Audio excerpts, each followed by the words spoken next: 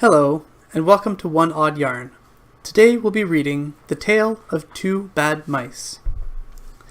Once upon a time, there was a very beautiful doll's house. It was red brick with white windows. It had real muslin curtains, and a front door, and a chimney. It belonged to two dolls named Lucinda and Jane. At least, it belonged to Lucinda, but she never ordered meals. Jane was the cook, but she never did any cooking, because the dinner had been bought, ready-made, in a box full of shavings. There were 2 red lobsters, a ham, a fish, a pudding, and some pears and oranges. They would not come off the plates, but they were extremely beautiful. One morning, Lucinda and Jane had gone out for a drive in the doll's perambulator.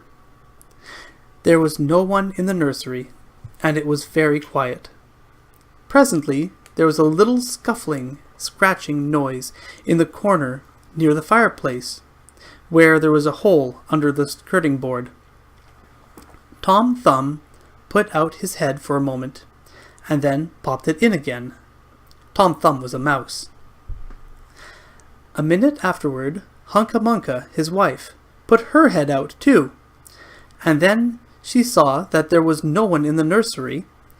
She ventured out onto the oilcloth under the coal box.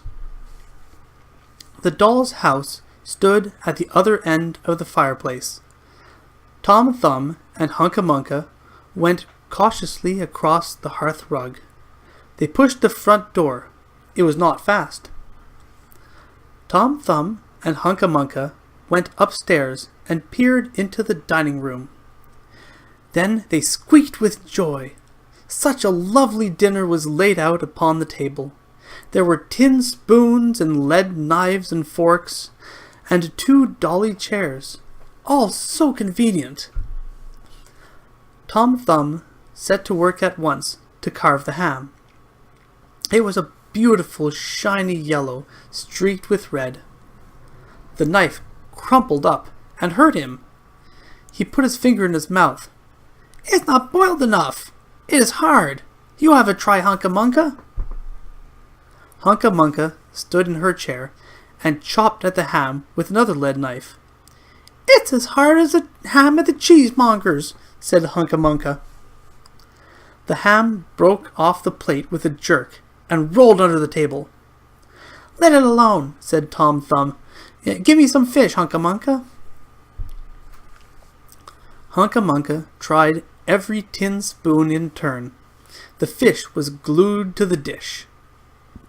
Then Tom Thumb lost his temper and put the ham in the middle of the floor and hit it with the tongs and with the shovel. Bash! Bash! Smash! Smash! The ham flew all into pieces, for underneath the shiny paint it was made of nothing but plaster. Then there was no end to the rage and disappointment of Tom Thumb and Hunca-Munca. They broke up the pudding, the lobster, the pears, and the oranges. As the fish would not come off the plate, they put it in the red-hot crinkly paper fire in the kitchen, but it would not burn either. Tom Thumb went up the chimney and looked out the top. There was no soot. Pause for a sip.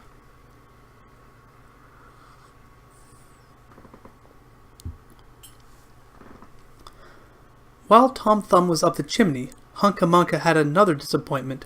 She found some tiny canisters upon the dresser labeled rice, coffee, sago. But when she turned them upside down, there was nothing inside except red and blue beads. Then those mice set to work to do all the mischief they could, especially Tom Thumb. He took Jane's clothes out of the chest of drawers in her bedroom, and he threw them out the top floor window. But Hunca-Munca had a frugal mind.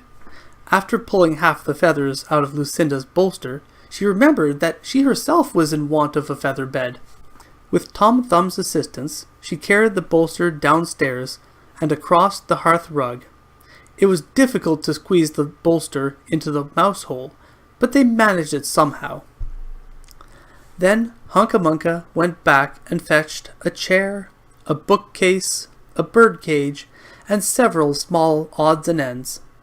The bookcase and the birdcage refused to go in the mouse hole.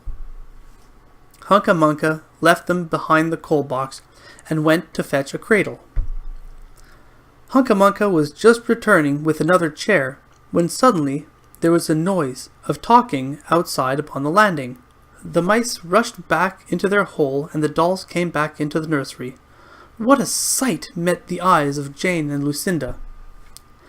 Lucinda sat upon the upset kitchen stove and stared, and Jane leaned against the kitchen dresser and smiled, but neither of them made any remark.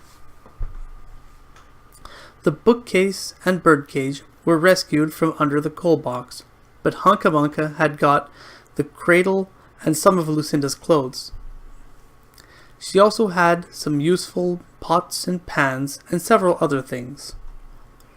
The little girl that the doll's house belonged to said, "I will get a doll dressed like a policeman." But the nurse said, "I will get a mousetrap."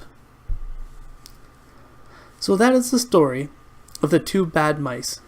But they were not so very, very naughty after all, because Tom Thumb paid for everything he broke. He found a crooked sixpence under the hearthrug, and upon Christmas Eve he and Hunca Munca stuffed it into one of the stockings of Lucinda and Jane. And very early every morning, before anybody is awake, Hunca Munca comes down with her dustpan and her broom to sweep the doll's house. The end.